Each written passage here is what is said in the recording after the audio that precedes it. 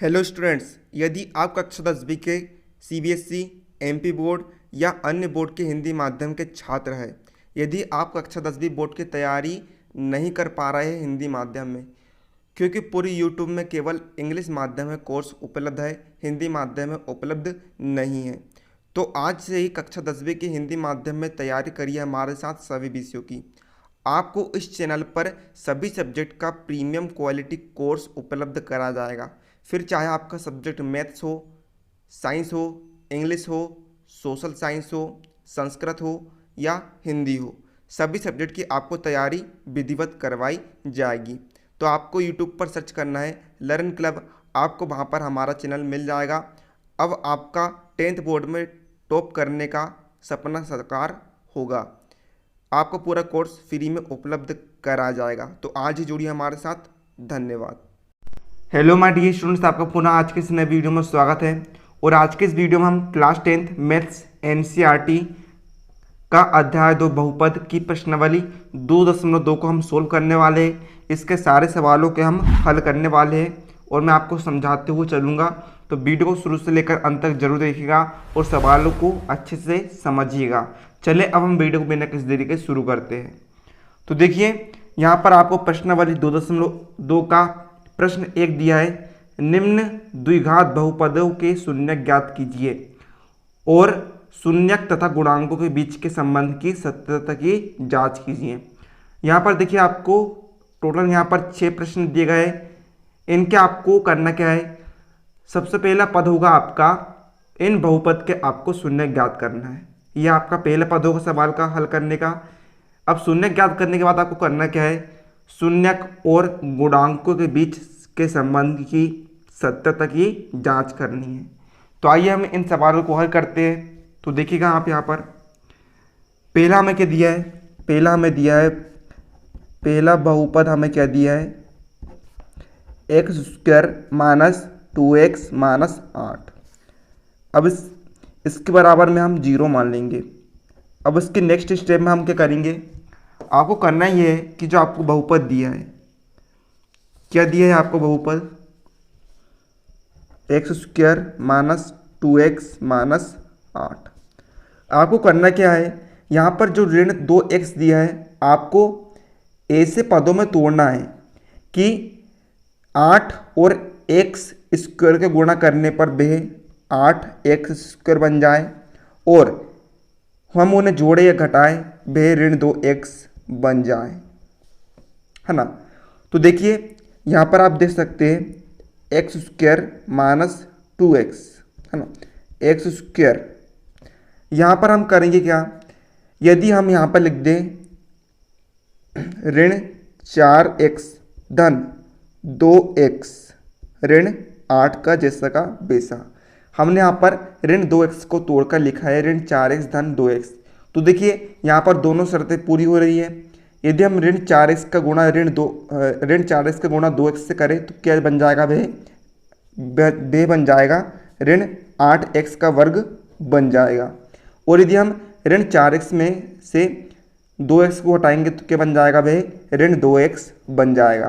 तो इस प्रकार से हम तोड़ते हैं। तो देखिए हम यहाँ पर इसके नेक्स्ट स्टेप में क्या लिखेंगे, x² minus 4x plus 2x minus 8 is equal to से 0। अब इसके नेक्स्ट स्टेप में हम क्या करेंगे, यहाँ पर हम इन दो पदों में से हम x को कॉमन ले लेंगे। तो अंदर के बचेगा, यहाँ पर एक x बाहर चल गया था, अंदर बचेगा x ऋण यहाँ पर बचेगा 4 धन, यहाँ से हम 2 कॉमन ले लेते हैं इन दोनों पदों से, तो अंदर बचेगा x ऋण 4 बराबर 0 का बराबर 0। अब देखिए हमें इनके 2 गुणनखंड प्राप्त हो गए हैं।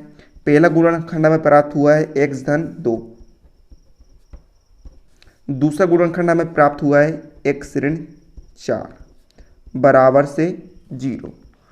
तो अब हम x धन 2 के बराबर में 0 मान लेंगे या x ऋण 4 के बराबर में भी हम 0 मान लेंगे। इसके नेक्स्ट स्टेप में हमें x का मान प्राप्त करेंगे।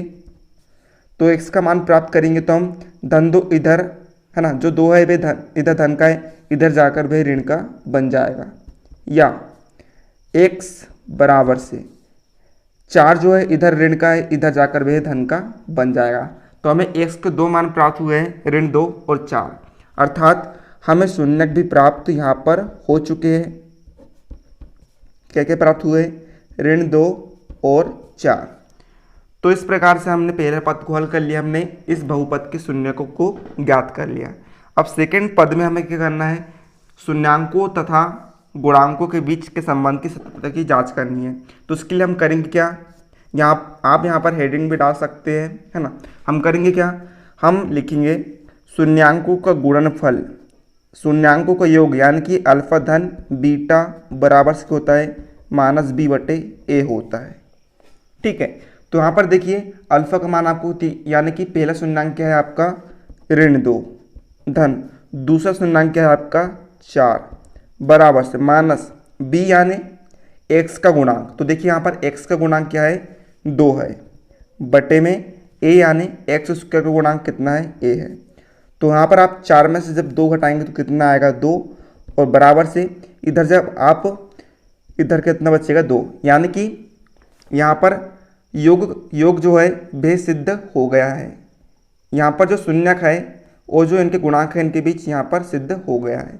इसी प्रकार से हम लेंगे शून्यकों का गुणनफल बराबर से क्या होता है? c/a। तो यहाँ पर देखिए अल्फा यानी पहली शून्यंक क्या है? ऋण 2 इंटू दूसरा गुणांक क्या है? 4 बराबर से c यानी अचर पद। यहाँ पर अचर पद क्या है?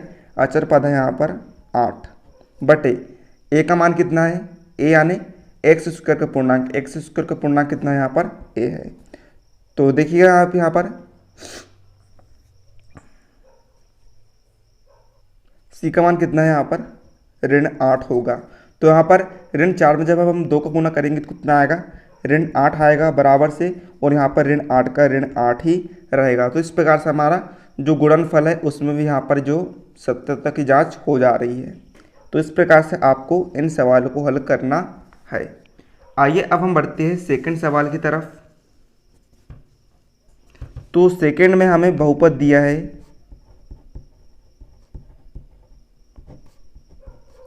4s² - 4s + 1। तो देखिए हमें करना क्या पड़ेगा, है ना। हमें क्या दिया है? हमें दिया है 4s² - 4s + 1। हमें -4s को इस प्रकार से तोड़कर लिखना है दो पदों में कि 1 और 4s² का गुणा करने पर भी बन जाएगा 4s², और जब हम इसे जोड़े या घटाएं तो वह बने -4s। ठीक है, तो आप यहाँ पर देख सकते हैं, हम लेते हैं 4s², हम इन्हें दो पदों में तोड़कर लिखते हैं। पहला पद हम तोड़कर लिखते हैं -2s, दूसरा पद हम तोड़कर लिखते हैं -2s धन 1 का धन 1। तो आप यहाँ पर देख सकते हैं जब हम ऋण 2s में ऋण 2x का गुणा करेंगे तो वह कितना बन जाएगा?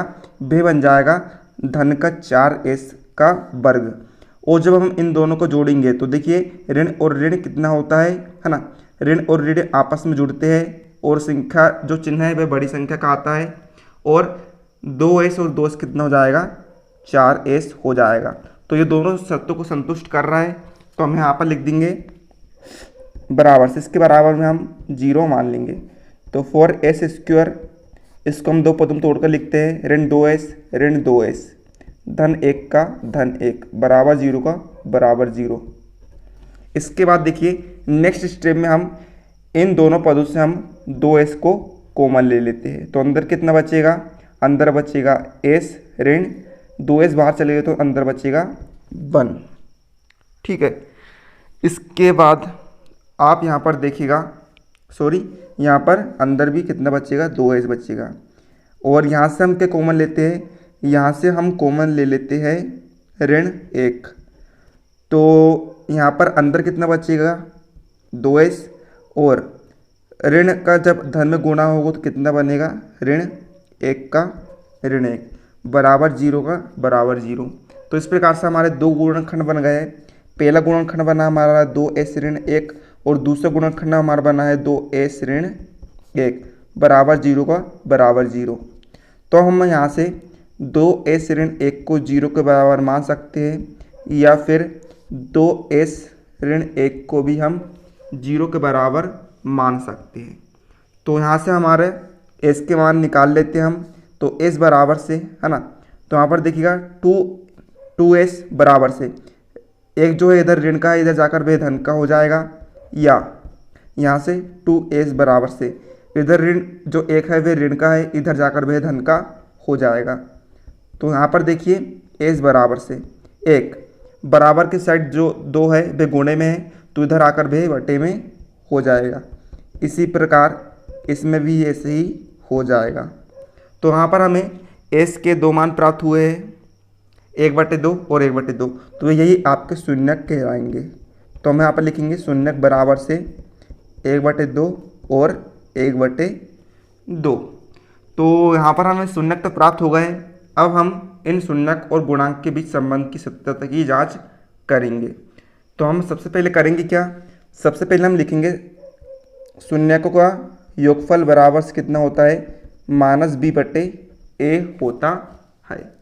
ठीक है, तो यहाँ पर देखिए पहला शून्यक हमें क्या दिया है, 1/2 धन, दूसरा शून्यक हमें दिया है 1/2 बराबर से माइनस b, यानी जो आपको s है उसका पूर्णांक लिखना है। तो ऋण लगाया हमने, s का पूर्णांक कितना है, ऋण 4 है, बटे में a यानी s स्क्वायर का पूर्णांक, यहाँ पर s स्क्वायर का पूर्णांक कितना है, 4 है। अब हम इनका लघुत्तम ले लेंगे। तो इनका लघुत्तम लेने पर कितना आएगा, इनका लघुत्तम लेने पर आएगा 2।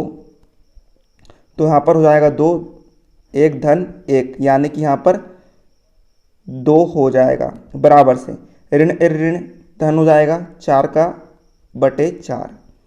तो यहाँ पर देखिएगा 2/2 यानी 1 हो जाएगा, बराबर से 4/4 यानी कि 1 हो जाएगा, यानी कि योगफल में ये आ चुका है। इसके बाद हम निकालते हैं गुणनफल में। गुणनफल में हम सत्यता जांच करते हैं। तो देखिए शून्यक को गुणनफल बराबर से अल्फा इंटू बीटा बराबर से होता है c/a।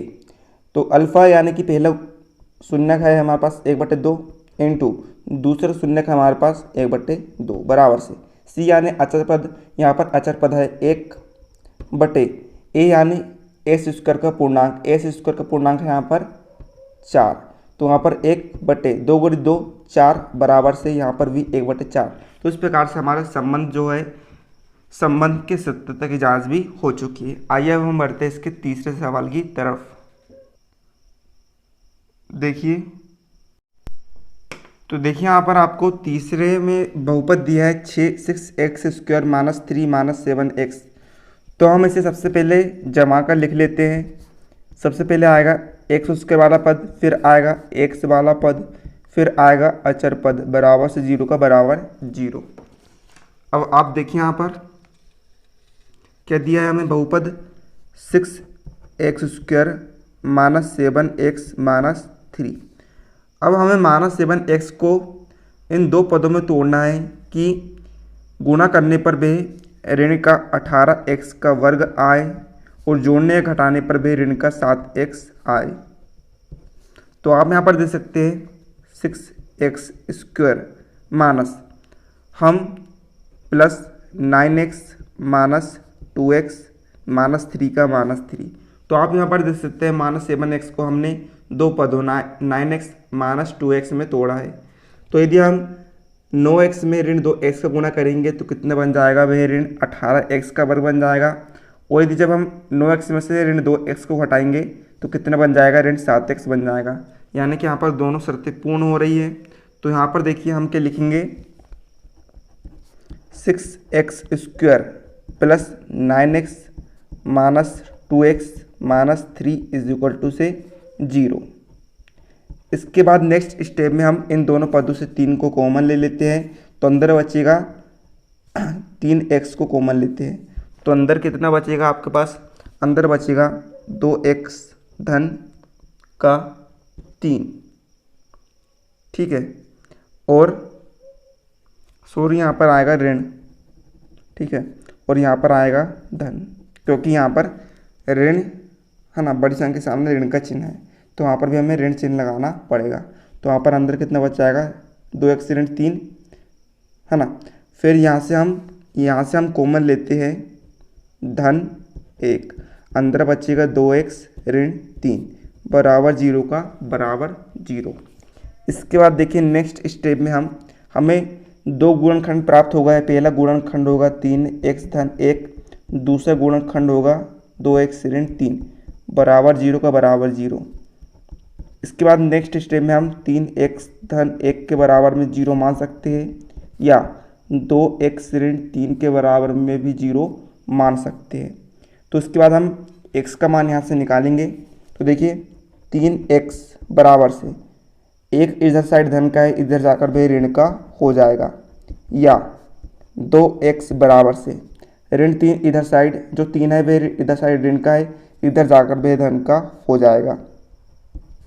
तो वहाँ से हम x का मान निकालेंगे तो ऋण 1 और इसके बटे में आ जाएगा 3, या x बराबर से 3 के बटे में आ जाएगा 2। तो हमें x के दो मान प्राप्त हो गए हैं, ऋण 1/3 और 3/2। तो यहाँ से हमें शून्यक भी प्राप्त हो जाएंगे, ऋण 1/3 और 3/2। आइए अब हम इसकी सत्यता की जांच कर लेते हैं। तो सबसे पहले हम लगाएंगे क्या है ना, सबसे पहले हम लगाएंगे शून्यक का योगफल, यानी अल्फ़ा प्लस बीटा बराबर होता है -b/a। अल्फ़ा यानी पहला पूर्णांक क्या है, यहाँ पर पहला पूर्णांक हमारे पास है ऋण 1/3 धन दूसरा पूर्णांक हमारे पास 3/2 बराबर से ऋण b यानी x का गुणांक, x का गुणांक है यहाँ पर 7 यानी ऋण का 7 बटे a यानी x² का पूर्णांक यहाँ पर है 6। तो यहाँ पर हम लघुत्तम ले लेते हैं। तो यहाँ पर 3 और 2 का लघुत्तम आएगा 6, 3 दूनी 6, 2 का 1 से गुणा हुआ तो आएगा 2 और ऋण का ऋण धन 2 तिया 6 और 3 तिया 9 बराबर से ऋण और ऋण धन हो जाएगा तो 7/6। यहाँ पर जब 9 में से ऋण 2 जाएगा तो कितना बचेगा, यहाँ पर बचेगा आपके पास 7 बचेगा बटे 6 बराबर से इधर जैसे का वैसा। तो यहाँ पर ये तो बराबर में आ चुका है। अब हम लेते हैं शून्यकों का गुणनफल। शून्यक गुणनफल यानी अल्फ़ा इंटू बीटा बराबर से होता है c/a। अल्फ़ा यानी पहला हमें शून्यक दिया है ऋण 1/3 और दूसरा शून्यक हमें दिया है 3/2 बराबर से c यानी अचर पद हमें दिया है ऋण 3 बटे a यानी x² पूर्णांक, x² का गुणांक हमें दिया है 6। तो यहाँ पर आप देख सकते हैं ऋण 1 × 3 तो कितना आएगा, ऋण 3 बटे 3 दूनी 6 बराबर से ये भी ऋण 3/6। तो इस प्रकार से दोनों योगफल और गुणनफल दोनों में यहाँ पर जो मान है वे बराबर आ चुके हैं, अर्थात यहाँ पर सत्यता की जांच पूरी हो गई है। इसके बाद हम बढ़ते हैं चौथे सवाल की तरफ। चौथे में हमें बहुपद दिया है, क्या दिया है हमें बहुपद 4u² + 8u, इसके बराबर में हम मान लेते हैं 0। तो यहाँ पर इसके नेक्स्ट स्टेप में हम क्या करेंगे, यहाँ से हम है ना दोनों पदों से हम 4u को कॉमन ले लेते हैं।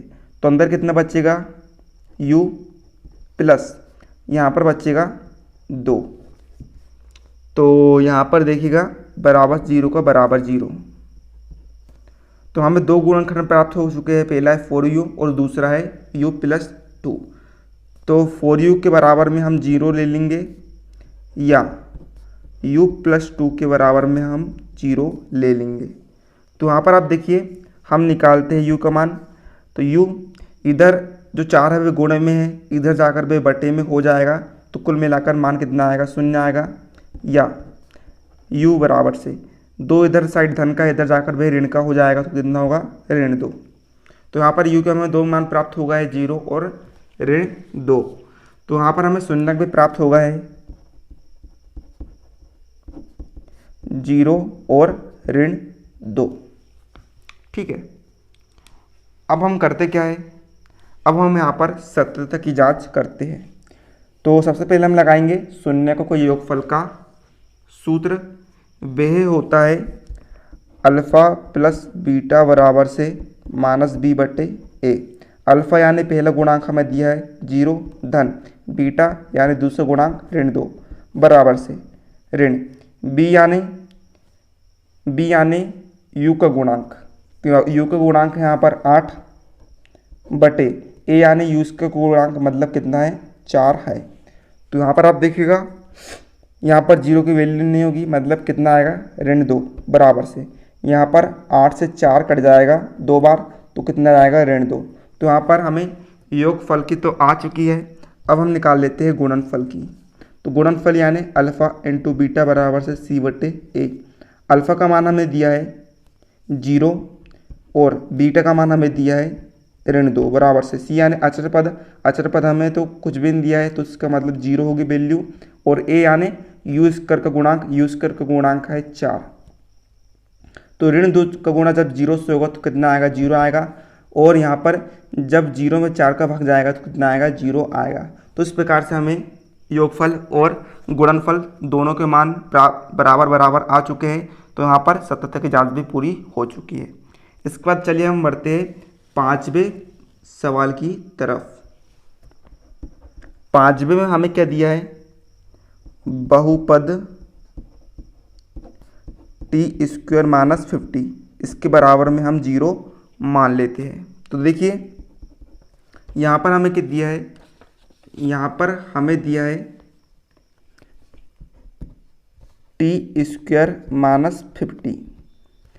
तो हम इसे इस प्रकार से भी लिख सकते हैं, टी धन करनी 5 इंटू टी ऋण करनी 5, क्योंकि एक सभी समीकरण होती है ए धन बी ए ऋण बी बराबर से होता है ए का वर्ग यानी टी और टी इंटू टी यानी टी स्क्वायर ऋण बी का वर्ग यानी करनी 5 गुणित करनी 5, तो करनी 5 से करनी कैंसिल हो जाएगी और कितना आएगा 5।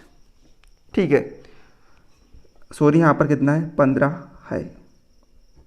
तो इस प्रकार से हम लिख सकते हैं। तो हम यहाँ पर लिखेंगे टी धन करनी 15 दूसरे कोष्टक में टी ऋण करनी 15 बराबर 0 का बराबर 0। तो यहाँ पर टी धन करनी 15 के बराबर में हम 0 ले लेते हैं, या टी ऋण करनी 15 के बराबर में भी हम 0 ले लेंगे।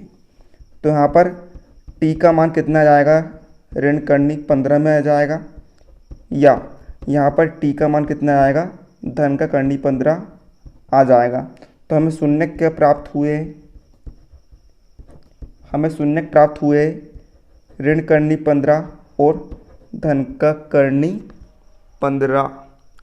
तो यहाँ पर इस प्रकार से आ गया, हमें शून्य प्राप्त हो चुके हैं। अब चलिए हम सत्य की जांच कर लेते हैं। तो देखिएगा आप यहाँ पर सत्यता की जांच करते हैं। सबसे पहले हम लेते हैं योगफल अल्फा प्लस बीटा बराबर से होता है माइनस बी बटे ए।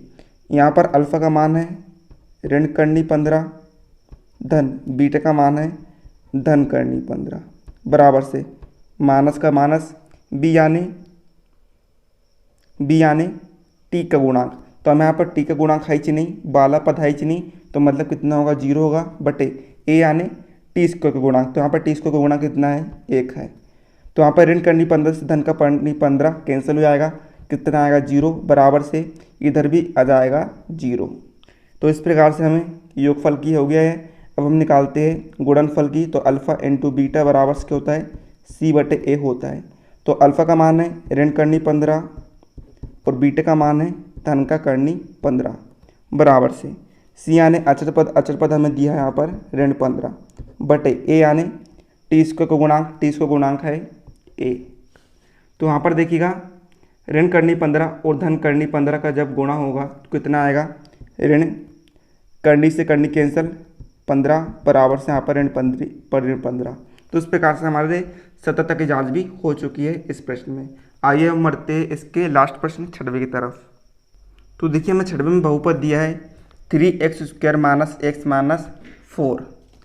तो हमें देखिए हमें इनके गुणनखंड तोड़ना है। तो करेंगे कि हम यहाँ पर हमें क्या दिया था 3x square minus x minus 4। हमें माइनस एक्स को ऐसे दो पदों में तोड़ना है कि गुणा करने पर कितना है, ऋण 4 और 3x² को गुणा करने पर कितना है, ऋण 12x² आए, और जोड़ने यहाँ पर घटाने पर ऋण x आए। तो देखिए हम यहाँ पर लिख देते हैं 3x² ऋण 4x धन 3x ऋण 4 का ऋण 4।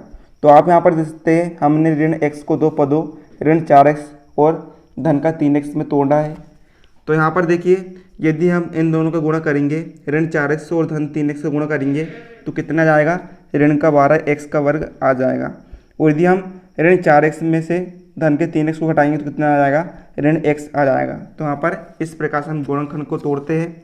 तो देखिए हम यहाँ पर लिखेंगे नेक्स्ट स्टेप में 3x का वर्ग धन 4x ऋण 3x ऋण 4, इधर हम बराबर 0 मान लेते हैं। तो यहाँ से हम x कॉमन ले लेते हैं तो अंदर बचेगा 3x धन 4, इधर से हम ऋण का 1 कॉमन ले लेते हैं तो ऋण बाहर गया है तो अंदर बचेगा धन का 3x, इधर भी बचेगा धन का 4 बराबर 0। अब यहाँ पर हमें दो गुणनखंड प्राप्त हो चुके हैं, पहला है x ऋण 1, दूसरा होगा 3x धन 4 बराबर 0। तो यहाँ पर x का मान निकल आएगा हमारे पास धन का 1, या इधर हमारे पास 3x बराबर से हो जाएगा ऋण 4। तो यहाँ पर भी हम x बराबर 1 या x बराबर, यहाँ पर x का मान निकालेंगे तो ऋण 4/3 हो जाएगा। ठीक है, तो इसका मतलब हमारे पास शून्य भी प्राप्त हो जाएंगे, दो शून्य प्राप्त होंगे, पहला होगा ऋण 1 और दूसरा होगा 4/3। तो हमें यहाँ पर शून्य प्राप्त हो चुके हैं। आइए हम सत्यता की जांच कर लेते हैं। तो क्या करना पड़ेगा हमें, सबसे पहले हम लेते हैं योगफल। शून्य को योगफल बराबर से अल्फा प्लस बीटा बराबर से होता है -b/a।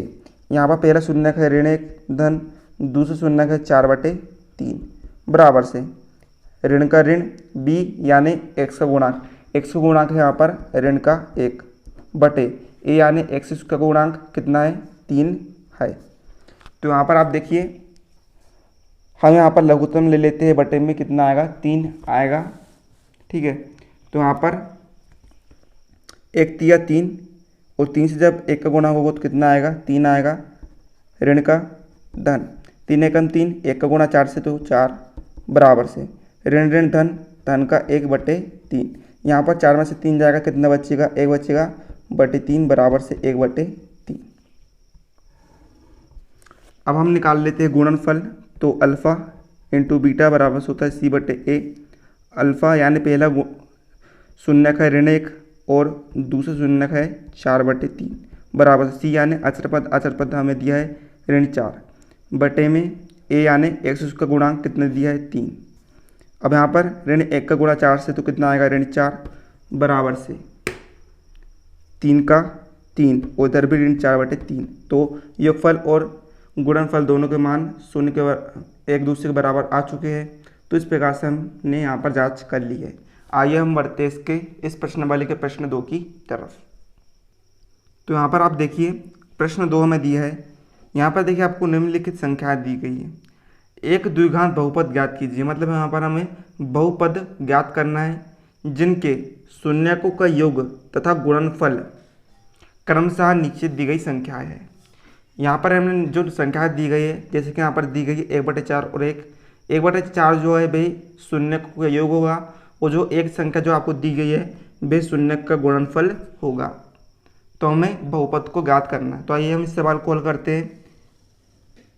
ठीक है, पहला हमें दिया है कितना, शून्य का योग कितना दिया है, यानी अल्फा प्लस बीटा का मान हमें दिया है यहाँ पर 1/4, और शून्यकों का गुणनफल यानी अल्फा इंटू बीटा का मान हमें दिया है यहाँ पर 1। तो यहाँ पर देखिए द्विघात समीकरण क्या होता है,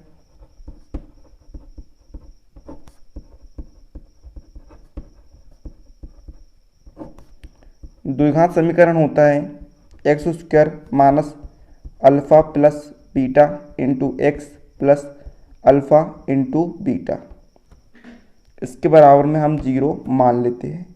तो x² का x² minus alpha plus beta का मान कितना है, 1/4 है into x plus alpha into beta का मान कितना है 1 बराबर 0 का बराबर 0। तो यहाँ पर कितना आ गया एक्स स्क्वायर माइनस 1/4 एक्स धन 1 बराबर से 0। अब हम यहाँ पर लघुत्तम ले लेते हैं तो बटे में लघुत्तम कितना आएगा 4। यहाँ पर बटे में 1 है तो 1 चौ 4, 4 का गुणा एक्स स्क्वायर से कितना आएगा 4x का वर्ग ऋण 4 एकम 4, 1 का गुणा 1 से तो उतना ही आएगा मतलब कि ऋण x आएगा धन 1 चौ 4, 4 का गुणा 1 से 4 बराबर से 0। इसके बाद हम क्या करेंगे यहाँ पर हम तिरक गुणा कर देंगे तो इधर तो बटे में 1 है ना, इधर 4 का गुणा 0 से होगा तो हमें वैल्यू 0 ही प्राप्त होगी। ठीक है, तो हम इसको लिखते नहीं हैं और इधर इसका गुणा 1 से हो जाएगा तो कितना आएगा पद आपके पास 4x का वर्ग ऋण x धन 4। तो ये आपका आंसर आ जाएगा, ये द्विघात बहुपद होगा। इसका देखिए हम देखते हैं दूसरा क्वेश्चन इसी का।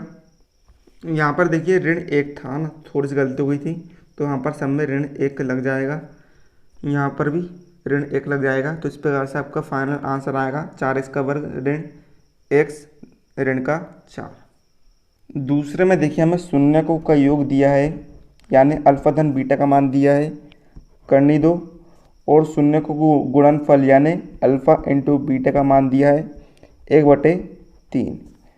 तो हम द्विघात समीकरण देखते हैं। यहाँ पर वह होता है x square minus alpha plus beta into x plus alpha into beta बराबर से 0।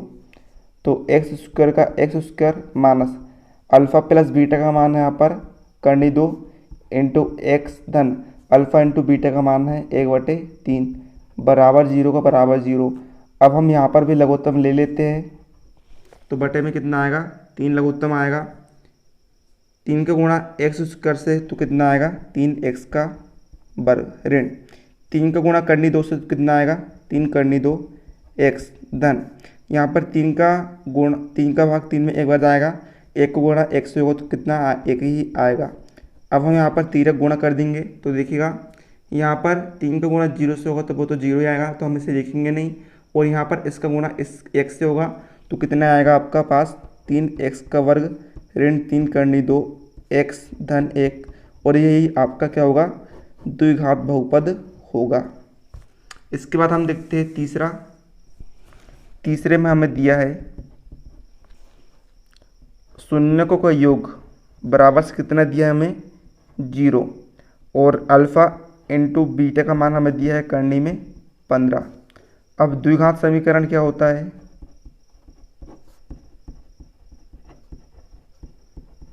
द्विघात समीकरण यहाँ पर होता है x square plus x square minus alpha plus beta into x plus alpha into beta बराबर से 0।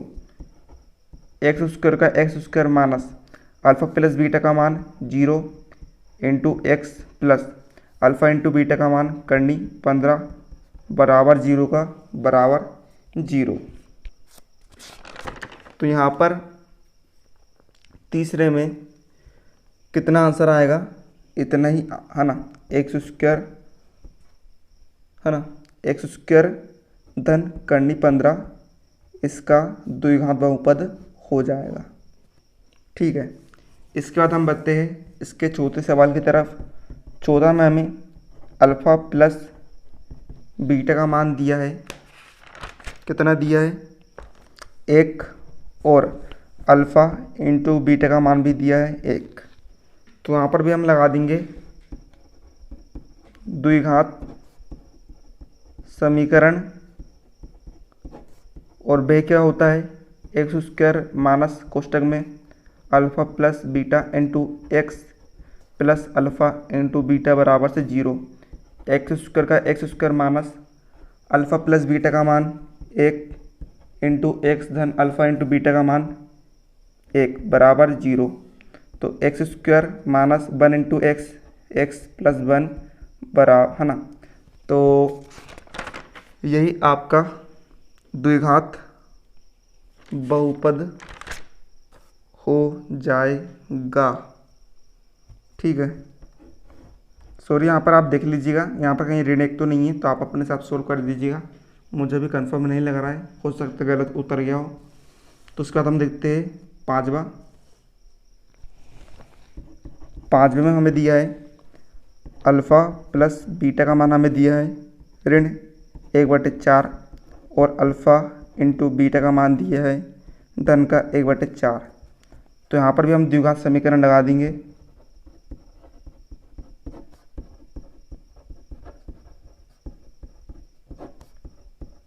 और वह होता है x² minus alpha plus beta into x plus alpha into beta बराबर 0। x² का x² minus alpha plus beta का मान ऋण का 1/4 इंटू एक्स का into x plus alpha into beta का मान 1/4 बराबर से 0।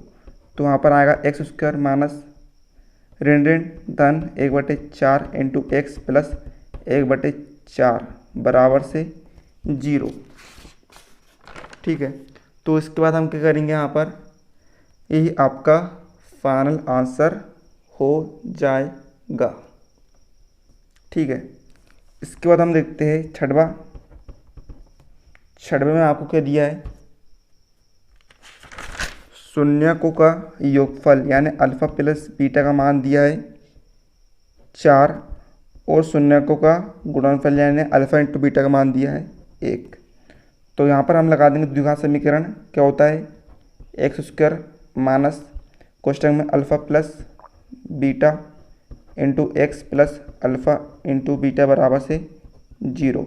तो x² का x² minus alpha plus beta का मान 4 into x plus alpha into beta का मान है 1 बराबर से 0। तो यहाँ पर आएगा x² माइनस 4x प्लस 1। तो यही आपका क्या होगा, द्विघात बहुपद होगा। तो इस प्रकार से मैंने आज के वीडियो में आपको सारे प्रश्नावली के सारे सवालों को समझा दिया हूँ 2.2 के। तो यदि आपको वीडियो पसंद वीडियो लाइक कर दीजिएगा और कमेंट करके बताइएगा कि आपको समझ में आया है फिर नहीं और वीडियो कैसा लगा। तो मिलते हैं हम आपको इसके नेक्स्ट वीडियो में। तब तक के लिए जय हिंद, जय भारत।